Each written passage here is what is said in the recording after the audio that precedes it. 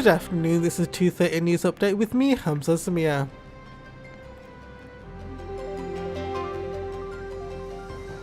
Colsley is believed to be the shortlist of possible locations to build an emergency traveller camp revealed by the councillors.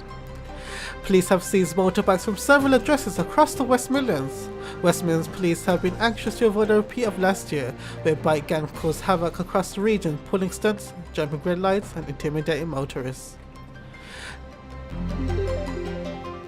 The roof of Samaritan Centre Wolverhampton has been replaced thanks to former Goodyear workers.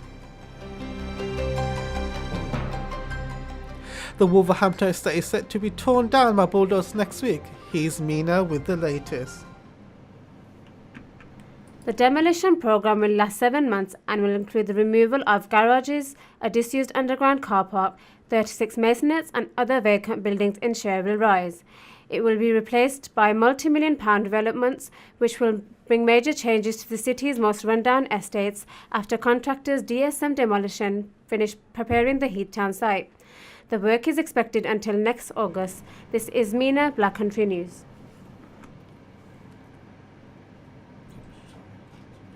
Joe Buckle was brutally beat up. His family are working with local police on appeal to find the perpetrators.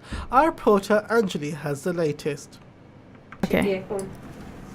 27-year-old Joe Buckle, who suffers from autism, was horrifically beat up outside his home. Buckle's sister Leah Gregory has made a plea on social media to catch those behind this unprovoked attack on social media. Buckle from Bruntwood was lured out of his flat after hearing a group call his name. He was attacked by 4 hooded men near the Rycroft shops of Fernley Avenue between 11 p.m. and midnight on Monday evening. The attackers were described as in their late teens, wearing a dark coat and grey jogging bottoms. One had ginger hair and the other wore a turquoise hoodie. Anyone with information, please contact local police, quoting the incident number 141 of the 31st of October, or Crime Stoppers. I'm Anjali Khan and this is Black Country News. As bonfire night approaches, a petition has been launched aiming to change the laws governing the use of fireworks. Robin reports. A petition has reached over 27,000 signatures to change the laws governing the use of fireworks to include a ban on public use. They argue that fireworks can be used as weapons and the loud noises, flashes and bangs are traumatic to pets and to people who have experienced conflict. People are already banned from setting off fireworks in the street, but obviously not everyone pays attention to this. The government have responded with a petition saying the government takes the issue of fireworks safety very seriously. There is a legislation in place that controls the sale, misuse and use of fireworks. We have no plans to extend this further, although if the petition goes to 100,000 signatures, it will be debated in Parliament. I'm out in Wolverhampton to see if people in Wolverhampton think that fireworks are dangerous. Now I think with animals and that, and I think sometimes, they ought to have organised displays now rather than individual ones, because they can get rather dangerous. Oh yeah, they're dangerous, yeah, especially for my age. I think they should stop it now, it's been going on too long. Frightening the animals, and the elderly as well. If they're done with safety, then yeah, they're okay. I don't mind fireworks. Robin Munro, reporting for Black Country News. Oh, we're on chocolates.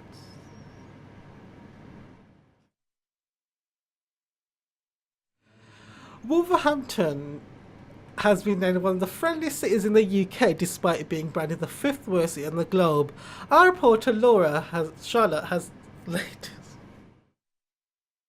According to a new study, Wolverhampton has been named one of the friendliest cities in the UK.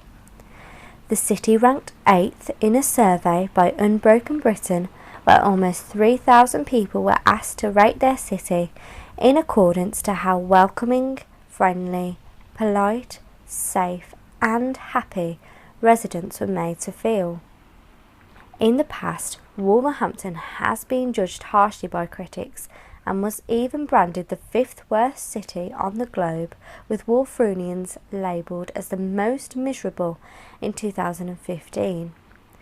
However, in a survey carried out by home credit lender Provident, residents gave Wolverhampton an average score of 7.12 in regards to friendliness. The city came out on top of other popular tourist destinations such as Liverpool, Newcastle, Manchester and Oxford. I went out into the city of Wolverhampton to find out what the people of Wolverhampton thought. Yes, it is a friendly place to live. There's good parts and bad parts, but overall most people are very sociable.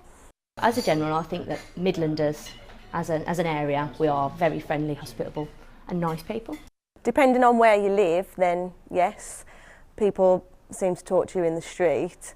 I think it can be quite a lonely place sometimes, especially with some of the people around here. I don't think the locals are as friendly as the students. Charlotte Lamb, reporting at the heart of Wolverhampton for Black Country News. And let's find out the latest sports news from our reporter, Andrew.